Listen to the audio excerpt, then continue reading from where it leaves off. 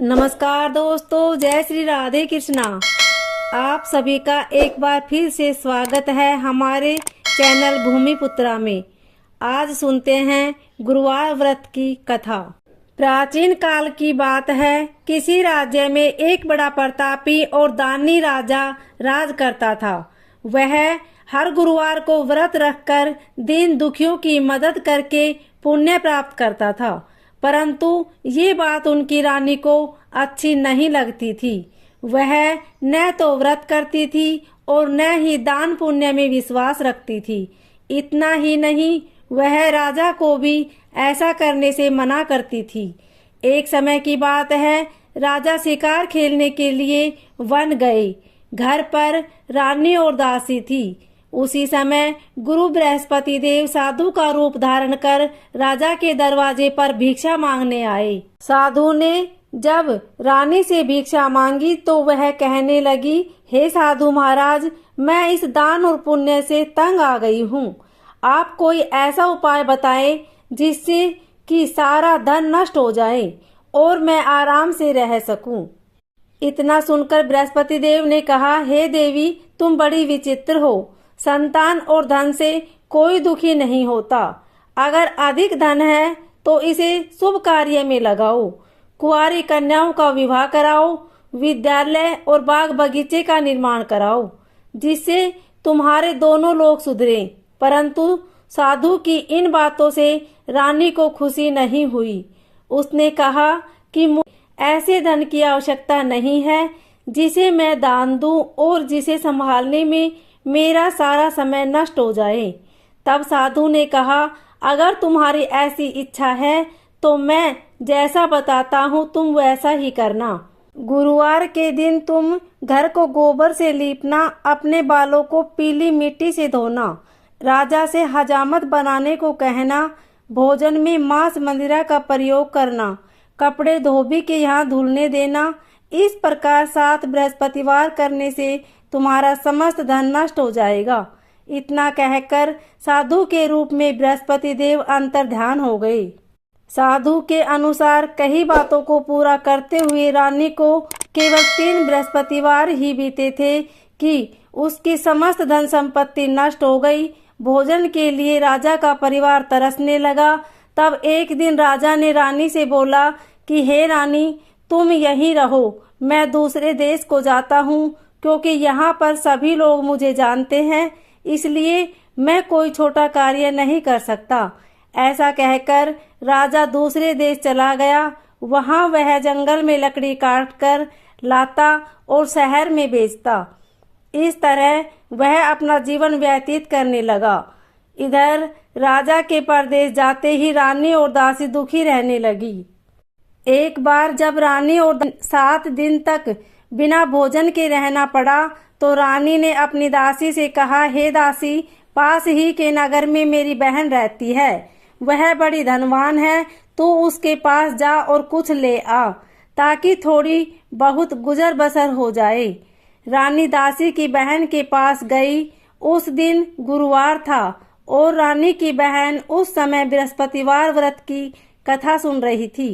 दासी ने रानी की बहन को अपनी रानी का संदेश दिया, लेकिन रानी की बड़ी बहन ने कोई उत्तर नहीं दिया। जब दासी को रानी की बहन से कोई उत्तर नहीं मिला तो वह बहुत दुखी हुई और उसे क्रोध भी आया। दासी ने वापस आकर रानी को सारी बात बता दी। ये सुनकर रानी ने अपने भाग्य को कोसा। उधर रानी की बहन ने सोचा कि मेरी बहन की दासी आई थी, परंतु मैं उससे नहीं बोली, इससे वह बहुत दुखी हुई होगी। कथा सुनकर और पूजा समाप्त करके वह अपनी बहन के घर आई और कहने लगी, हे बहन, मैं बृहस्पतिवार का व्रत कर रही थी। तुम्हारी दासी मेरे पास आई थी, परंतु जब तक कथा होती है तब तक न तो उठते हैं और न ही बोलते हैं, इसलिए मैं नहीं बोली। बताओ दासी क्यों आई थी? रानी बोली, बहन, तुमसे क्या छिपाऊं, हमारे घर में खाने तक को अनाज नहीं है। ऐसा कह रानी की आंखें भर आई।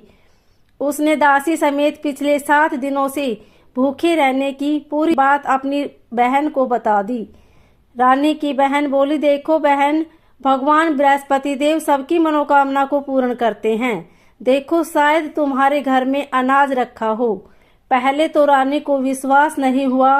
वह बहन के आग्रह करने पर उसने अपनी दासी को अंदर भेजा तो उसे सचमुच अनाज से भरा एक घड़ा मिल गया। ये देखकर दासी को बड़ी हैरानी हुई। दासी रानी से कहने लगी, हे रानी, जब हमको भोजन नहीं मिलता तो हम व्रत ही तो करते, इसलिए क्यों न इनसे व्रत और कथा की विधि पूछ ली जाए ताकि हम भी व्रत कर सके। तब रानी ने अपनी बहन से बृहस्पतिवार व्रत के बारे में पूछा। उसकी बहन ने बताया, बृहस्पतिवार के दिन व्रत में चने की दाल और मुनक्का केले की जड़ में अर्पित करें तथा दीपक जलाए, व्रत कथा सुने और पीला भोजन ही करें। इससे बृहस्पति देव और भगवान विष्णु प्रसन्न होते हैं। व्रत और पूजा की विधि बताकर रानी की बहन अपने घर को लौट गई। 7 दिन के बाद जब गुरुवार आया तो रानी और दासी ने व्रत रखा। वह गुड़साल में जाकर चना और गुड़ लेकर आई, फिर उससे केले की जड़ तथा भगवान विष्णु की पूजा की। अब पीला भोजन की चिंता को लेकर दोनों बहुत दुखी हुई, क्योंकि उन्होंने व्रत रखा था, इसलिए बृहस्पति देव उनसे प्रसन्न थे। वह एक साधारण व्यक्ति का रूप धारण कर 2 थालों में पीला भोजन दासी को दे गए। भोजन पाकर दासी प्रसन्न हुई और फिर रानी के साथ मिलकर भोजन ग्रहण किया। उसके बाद वह सभी गुरुवार को व्रत और पूजा करने लगी। बृहस्पति देव की कृपा से उनके पास फिर से धन संपत्ति आ गई, परंतु रानी फिर से पहले की तरह आलस्य करने लगी। तब दासी बोली, देखो रानी, तुम पहले भी इस प्रकार आलस्य करती थी। तुम्हें धन रखने में कष्ट होता था, इस कारण सभी धन नष्ट हो गया और अब जब देव बृहस्पति की कृपा से धन मिला है तो तुम्हें फिर से आलस्य होने लगा है। रानी को समझाते हुए दासी कहती है कि बड़ी मुसीबतों के बाद हमने ये धन पाया है, इसलिए हमें दान पुण्य करना चाहिए, भूखों को भोजन कराना चाहिए और धन को शुभ कार्य में खर्च करना चाहिए। इससे तुम्हारे कुल का यश बढ़ेगा, स्वर्ग की प्राप्ति और पितृ प्रसन्न होंगे। दासी की बात मानकर रानी अपना धन शुभ कार्य में खर्च करने लगी। इससे पूरे नगर में उसका यश बढ़ने लगा। बृहस्पतिवार व्रत कथा के बाद श्रद्धा के साथ आरती की जानी चाहिए, उसके बाद प्रसाद बांटकर उसे ग्रहण करना चाहिए। दोस्तों, कथा अच्छी लगी हो तो वीडियो को लाइक जरूर करें और साथ ही हमारे चैनल को सब्सक्राइब करना ना भूलें। धन्यवाद। ओम नमो भगवते वासुदेवाय।